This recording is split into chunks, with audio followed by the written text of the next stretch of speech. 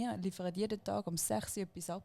Das heisst, wir suchen die Leute, wir müssen die kontaktieren via Telefon, wir müssen die Leute finden auf der Straße, Sachen, es sind so viele Elemente dazu annehmen. Wir müssen alles Faktencheck machen, wir müssen super können schreiben, wir müssen Zeit einhalten. Es ist ein super harter Job.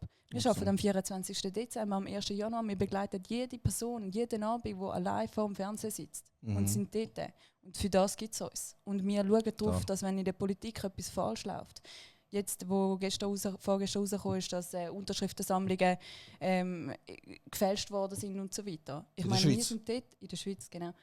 Wir sind dort und wir schauen auf das, wir drücken die Missstände auf, wenn es uns nicht mehr gibt. Und plötzlich jeder kann auf seiner Social-Media-Plattform alles sagen, was er will, ohne dass jemand kommt und sagt, hey, das hat im Fall nicht gestimmt. Genau.